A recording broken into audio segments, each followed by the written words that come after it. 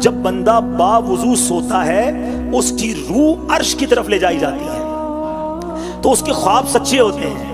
اور جب بندہ باوضو نہ سوئے تو اس کی روح پہنچنے سے قاصر رہتی ہے اور اسے عرش تک پہنچنے سے قاصر رہتی ہے، تو اسے پریشان کن خواب آتے ہیں جو سچے نہیں ہوتے.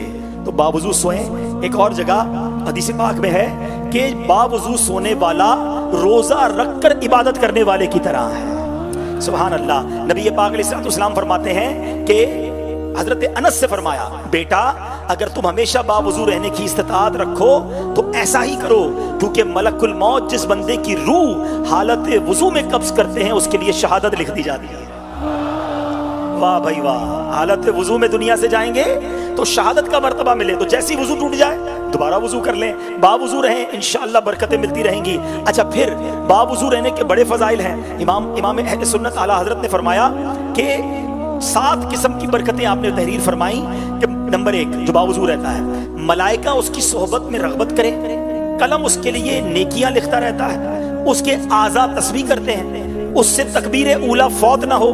جب سوئے اللہ پاک کچھ فرشتے بھیجے کہ جن و انس کے شر سے اس کی حفاظت کریں، موت کی سختیاں اس پر آسان ہو، اور جب تک باوضو ہو امان الہی میں رہے. تو سبحان اللہ کیا بات ہے امیر اہل سنت کی. آپ نے ہمیں مدنی نیک اعمال میں یہ نیک عمل بھی دے دیا ہے کہ پورا دن باوضو رہیں، اکثر باوضو رہیں. تو انشاءاللہ نیت کر لیں کہ اب روزانہ باوضو رہیں گے انشاءاللہ. اچھا اب بہت ساری بیماریوں سے وضو میں بچت کیسی ہے. سبحان اللہ. وضو میں ہاتھ دھونے کی برکت سے ہاتھوں میں گرمی دانوں، جلدی سوزش، ایگزیما وغیرہ بیماریوں سے نجات مل جاتی ہے. وضو میں کلی اور مسواک کی مدد سے ایڈز جیسی تکلیف دہ بیماری، منہ کے کنارے پھٹنے، معدے کے امراض اور بلغمی امراض سے حفاظت ہوتی ہے. غرغرہ کرنے کی برکت سے گلے کے امراض سے نجات مل جاتی ہے. ناک میں پانی چڑھانے کی برکت سے دائمی نزلہ اور ناک کے زخم وغیرہ سے حفاظت ہو جاتی ہے. وضو میں چہرہ دھونے کی برکت سے الرجی سے چہرے کی حفاظت ہوتی ہے، اس کا مساج ہو جاتا ہے، خون کا بہاؤ جو ہے وہ رواں ہو جاتا ہے. کوہنی پر 3 بڑی رگیں ہیں جن کا تعلق دل، جگر اور دماغ سے ہے. تو سبحان اللہ جو کونیوں سمیت ہاتھ دھوتا ہے اس کے دل اور دماغ کو تقویت ملتی ہے. کیا بات ہے. سر اور گردن کے درمیان حبل الورید یعنی شہرگ واقع ہے، اس کا تعلق ریڑھ کی ہڈی سے، حرام مغز اور جوڑوں سے ہے. جب وضو کرنے والا گردن کا مسا کرتا ہے تو سبحان اللہ ریڑھ کی ہڈی سے جو برقی رو ہوتی ہے وہ شہرگ میں ذخیرہ ہو جاتی ہے اور ریڑھ کی ہڈی سے ہوتی ہوئی جسم کے تمام اعصابی نظام میں پھیل جاتی ہے اور اعصابی نظام کو قوت حاصل مل جاتی ہے. تو سبحان اللہ وضو کی تو کیا بات ہے. اب وضو کرتے وقت ہمیں کچھ وظائف بھی بتائے گئے، وہ بھی سن لیجئے انشاءاللہ. آج سے عمل کرنا شروع کر دیں. اعلیٰ حضرت فرماتے ہیں وضو کے لیے نیت کرنا سنت مؤکدہ ہے، لہٰذا نیت نہ کرنے کی عادت بنا لی تو گناہ ہوگا.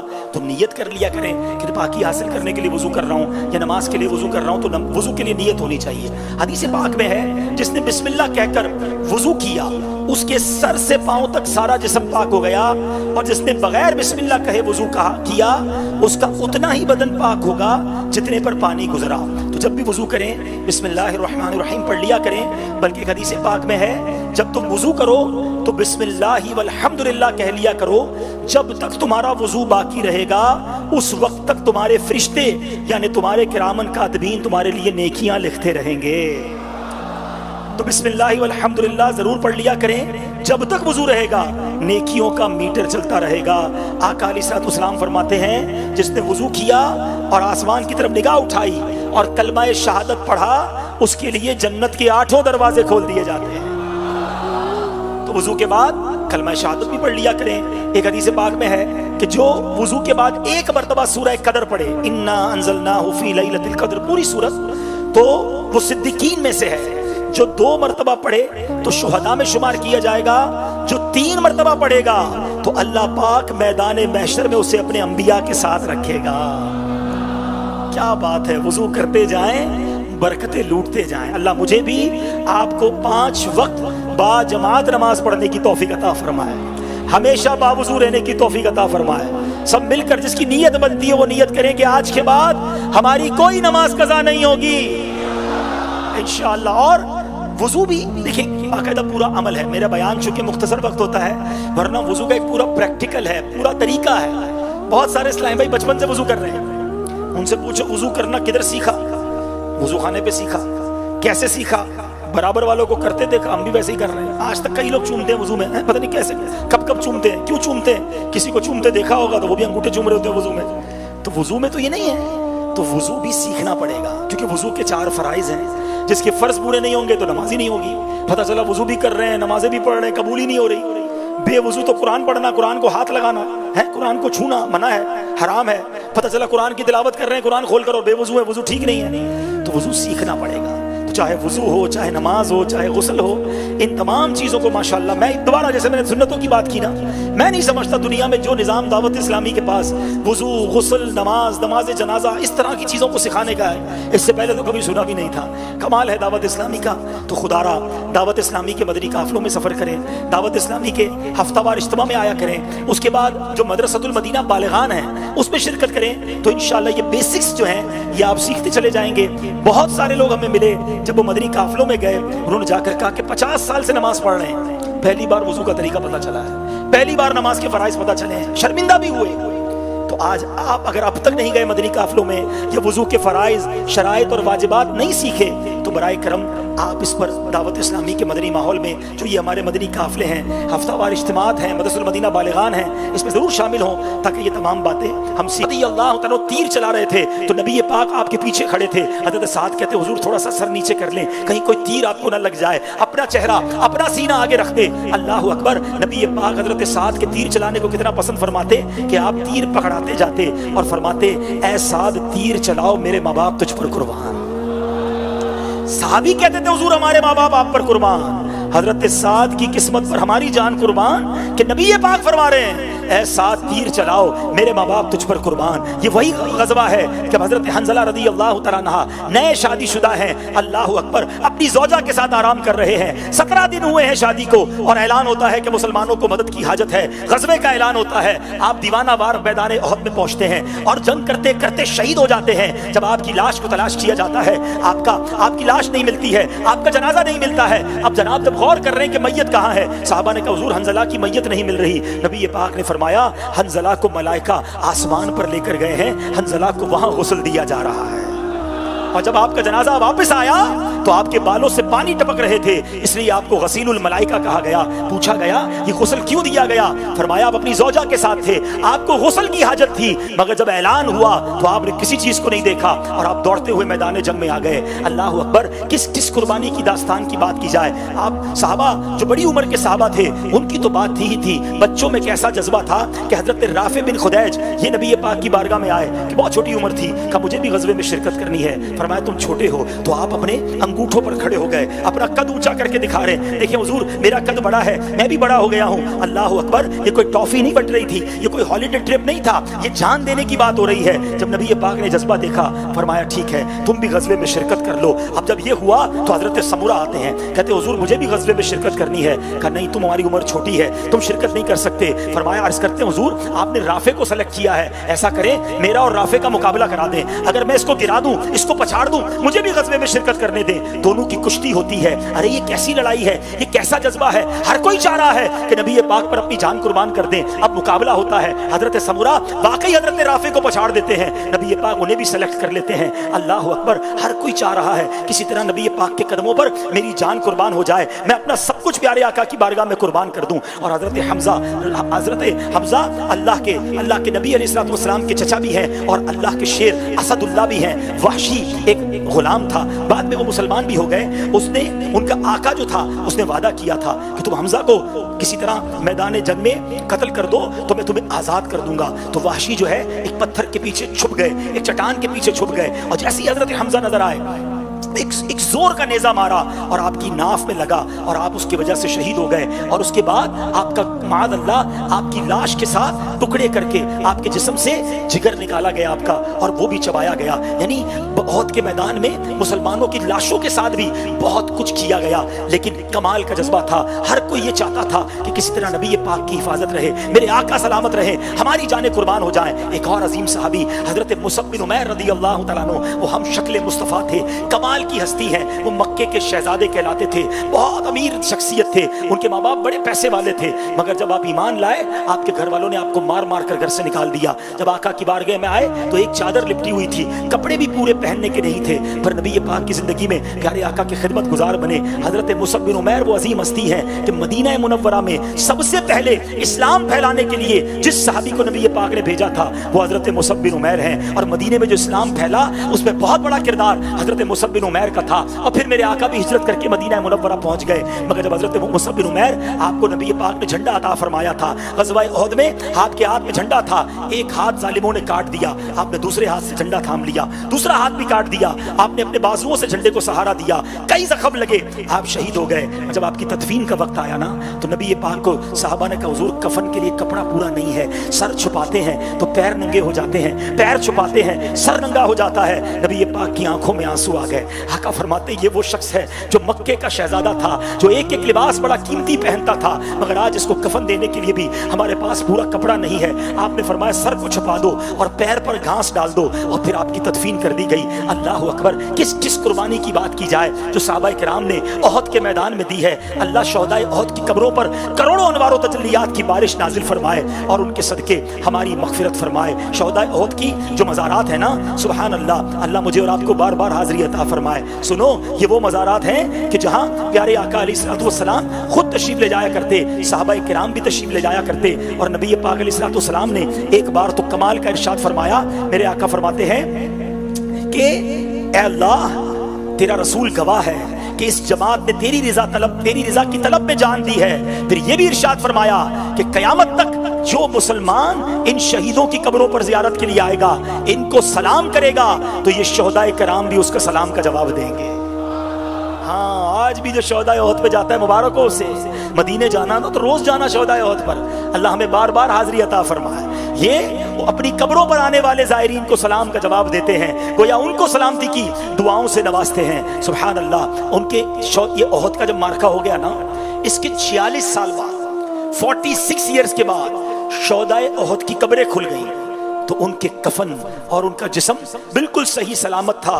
تمام اہل مدینہ اور دوسرے لوگوں نے شہداء کرام کے زخموں پر ہاتھ رکھے ہوئے تھے، دیکھا کہ ان کے جسموں پر داخل ہوتے وقت بھی یہاں تک کہ وہ دیکھے گا کہ سرکار مدینہ صلی اللہ علیہ وسلم اسے قبر میں اپنے رحمت بھرے ہاتھوں سے اتار رہے ہیں۔ اللہم صلی وسلم وبارک علی سیدنا محمد النبی الأمی الحبیب العالی القدر العظیم الجاہ وعلى آلہ وصحبہ وسلم۔ حضرت انس رضی اللہ عنہ سے روایت ہے کہ تاجدار مدینہ صلی اللہ علیہ وسلم نے فرمایا کہ جو شخص یہ درود پاک پڑھے، اگر کھڑا تھا تو بیٹھنے سے پہلے، اور بیٹھا تھا تو کھڑے ہونے سے پہلے اس کے گناہ معاف کر دیے جائیں گے۔ اللہم صلی علی سیدنا و مولانا محمد وعلی آلہ وسلم۔ جو شخص یہ درود پاک پڑھتا ہے اس پر رحمت کے 70 دروازے کھول دیے جاتے ہیں۔ آئیے ہم اس درود کو بھی پڑھتے ہیں۔ صلی اللہ علی محمد۔ علامہ احمد ساوی رحمت اللہ علیہ بعض بزرگوں سے نقل کرتے ہیں کہ اس درود شریف کو ایک بار پڑھنے سے 6 لاکھ درود شریف پڑھنے کا ثواب ملتا ہے۔ اللہم صلی علی سیدنا محمد عدد ما فی علم اللہ صلاة دائمة بدوام ملک اللہ ایک دن ایک شخص آیا تو حضور انور صلی اللہ علیہ وسلم نے اسے اپنے اور صدیق اکبر رضی اللہ عنہ کے درمیان بٹھا لیا۔ اس سے صحابہ کرام علیہم رضوان کو حیرت ہوئی کہ یہ کون بڑے مرتبے والا شخص ہے۔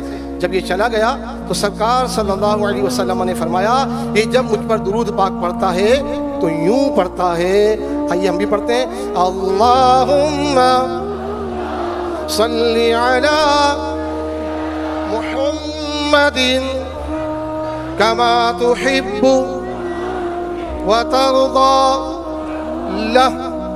شافع امم صلی اللہ علیہ وسلم کا عظمت والا فرمان ہے، جو شخص یوں درود پاک پڑھے اس کے لیے میری شفاعت واجب ہو جاتی ہے۔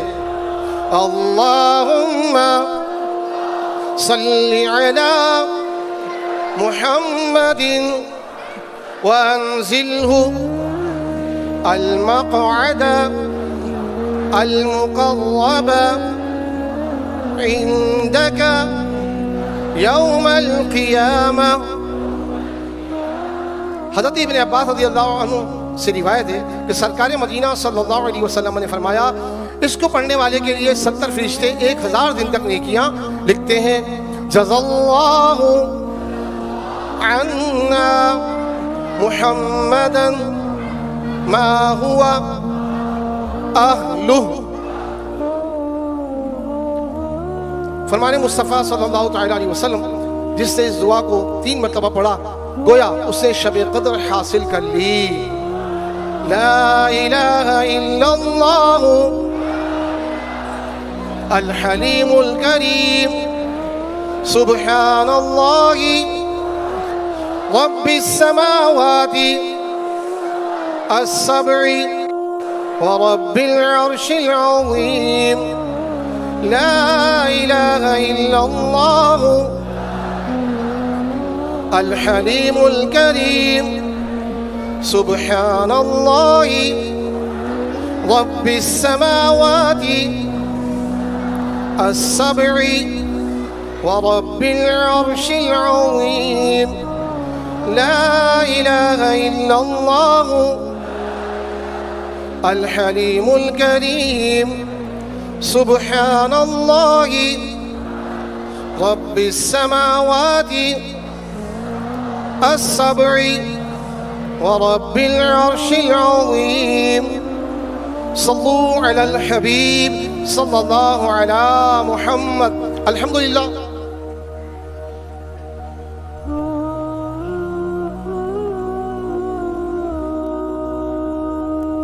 صلو علی الحبیب صلی اللہ علی محمد۔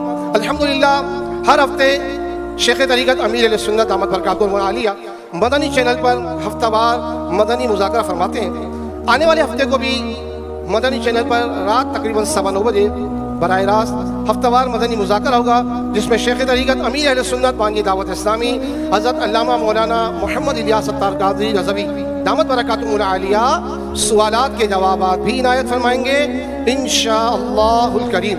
تمام ذمہ داران و عاشقان رسول اس مدنی مذاکرے میں خود بھی شرکت فرمائیں اور دوسروں کو بھی اس کی دعوت دیں۔ اسی طرح الحمدللہ ہفتہ وار مدنی مذاکرے میں ایک مدنی رسالے کے پڑھنے سننے کی ترغیب ارشاد فرمائی جاتی ہے، اور پڑھنے والوں کو سننے والوں کو بھی اپنی خصوصی دعاؤں سے بھی نوازتے ہیں۔ آنے والے ہفتے کے مدنی مذاکرے میں اس رسالے 5 نمازوں کے فضائل 5 نمازوں کے فضائل اس کا اعلان کیا جائے گا۔ جو سوشل میڈیا مثلا واٹس ایپ وغیرہ استعمال کرتے ہیں، رضا الہی اور ثواب کے لیے یہ رسالہ دوسروں کو بھی شیئر کیجیے اور ڈھیروں برکتیں حاصل کیجیے۔ مکتبۃ المدینہ کا اعلان بھی سماعت فرما لیں۔ وہ طلوع فجر سے سورج ایک نیزہ بلند ہونے تک اللہ پاک تقسیم فرماتا ہے، اور روح کی غذا یعنی مانوی رزق جو کہ دکھائی نہیں دیتا وہ عصر کی نماز کے بعد سے غروب آفتاب تک تقسیم فرماتا ہے۔ سبحان اللہ، ماشاءاللہ۔ یا رب المصطفیٰ، جو کوئی 17 صفحات کا رسالہ 5 نمازوں کے فضائل بڑھیا سن لے، اسے مسجد کی پہلی صف میں 5 نمازیں با جماعت ادا کرنے کی توفیق عطا فرما، اللہم آمین، اور اس کی بے حساب مغفرت فرما۔ اللہم آمین۔ صلو علی حبیب صلی اللہ تعالی علی محمد۔ صلو علی الحبیب صلی اللہ تعالی علی محمد۔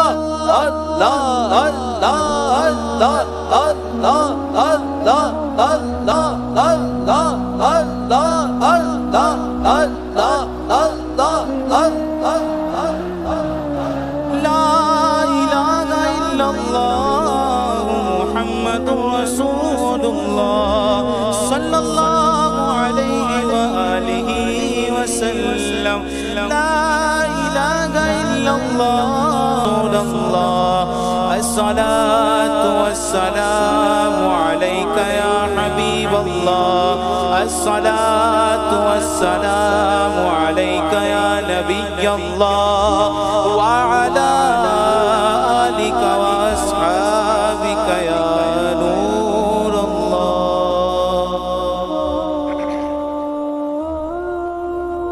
وہ اسلامی بھائی جو آج عالمی مدنی مرکز فیضان مدینہ میں جمع ہیں یا مدنی چینل کے ناظرین دنیا بھر میں جہاں جہاں ہمارے ساتھ دعا میں شامل ہیں، اپنے ہاتھوں کو اٹھائیے، اپنے سروں کو جھکائیے. شب جمعہ ہے، مانگنے کی رات ہے. اتنی بڑی تعداد میں جب مسلمان جمع ہوں تو یہ دعاؤں کی قبولیت کا سبب بھی ہوا کرتا ہے. ہو سکے تو رو رو کر اپنے رب کے حضور اپنے گناہوں کی معافی طلب کیجیے. گناہگار کے آنسو، ندامت والے آنسو اس کی بارگاہ میں بڑے مقبول ہیں. الحمدللہ رب العالمین والصلاة والسلام على سید الانبیاء والمرسلین. یا ارحم الراحمین یا ارحم الراحمین یا ارحم الراحمین. یا ربنا یا ربنا یا ربنا یا ربنا یا ربنا. یا اللہ یا رحمان یا رحیم. یا اللہ یا رحمان یا رحیم. یا اللہ یا رحمان یا رحیم. اللهم ربنا آتنا في الدنيا حسنة وفي الآخرة حسنة وقنا عذاب النار وقنا عذاب القبر وقنا عذاب الحشر وقنا حساب الميزان. اللهم أجرنا من النار اللهم أجرنا من الشيطان. اللهم ربنا تقبل منا إنك أنت السميع العليم وتب علينا يا مولانا إنك أنت التواب الرحيم. اللهم أعني على ذكرك وشكرك وحسن عبادتك. اللهم يا مقلب القلوب ثبت قلوبنا على دينك. يا مصرف القلوب صرف قلوبنا على طاعتك. اللهم إنا نسألك الأمن يوم الخوف. ربنا لا تؤاخذنا يوم القيامة. ربنا حاسبني حسابا يسيرا. اللهم ارزقنا ایمانا کاملا ویقینا صادقا وقلبا خاشعا وبدنا عابدا ورزقا حلالا طیبا واسعا یا اللہ. وتوبة النصوح وتوبة قبل الموت وراحة عند الموت والعفو عند الحساب والنجاة من النار والفوز بالجنة بغير حساب. يا عزيز يا غفار يا رب العالمين. يا حل المشكلات يا حل المشكلات حل المشكلاتنا يا الله. يا دافع البليات ادفع بلياتنا يا الله. يا قاضي الحاجات اقضي حاجاتنا يا الله. يا ستار العيوب استر عيوبنا بسترك الجميل. یا غفار الذنوب اغفر ذنوبنا یا اللہ. اے ڈوبتوں کو بچانے والے، اے بے قصوں کی دستگیری کرنے والے، اے گناہگاروں کی مغفرت فرمانے والے مولا، تیرے گناہگار سیاہ کار بندے تیرے دربار میں ہاتھ اٹھائے حاضر ہیں. اے اللہ اپنے گناہوں پر شرمندہ ہیں، اپنی خطاؤں پر شرمندہ ہیں. اے اللہ مانتے ہم نے بڑے گناہ کیے ہیں. اے رب کریم تو اپنے بندوں کے گناہوں کو معاف کرنے والا ہے. اے اللہ اے رب کریم ہمارے گناہوں کو معاف فرما دے، ہماری خطاؤں سے درگزر فرما لے. اے اللہ اے کریم ہماری دنیا بھی اچھی کر دے، ہماری آخرت بھی اچھی کر دے. اے رب کریم آج کے اس اجتماع کی برکت سے ہمارے صغیرہ گناہ بھی معاف کر دے. کی تیاریاں کر رہے ہیں، ہم میں کئی ایسے ہیں مولا جنہوں نے اب تک حج نہیں کیا. اے اللہ تڑپ رہے ہیں. اے رب کریم اس سال حج کرنے والوں میں ہمارا نام بھی لکھ دے، ہمیں بھی منا اور عرفات کی بہاریں نصیب فرما. ہمیں بھی مزدلفہ کی مبارک رات نصیب فرما، اور رب کریم جب ہمارا آخری وقت ہو ہمیں ایمان والی، عافیت والی، مدینے والی موت بھی نصیب فرما۔ اے اللہ ہمارے وطن عزیز پاکستان کی خیر فرما، بڑا مشکل وقت آیا ہوا ہے، اے اللہ اس کٹھن وقت سے ہمارے وطن کو نکال دے۔ اے رب کریم ہمارے وطن کی معیشت کو اپنے کرم سے سہارا عطا فرما، ہمارے وطن کی سرحدوں کی حفاظت فرما، عالم اسلام کا بول بالا فرما۔ اے اللہ دعوت اسلامی کو ترقیاں اور عروج عطا فرما، قبلہ امیر اہل سنت کو درازی عمر بالخیر عطا فرما، ان کا سایہ ہمارے سروں پر تا دیر قائم و دائم فرما، تمام علماء اور مشائخ اہل سنت کی خیر فرما۔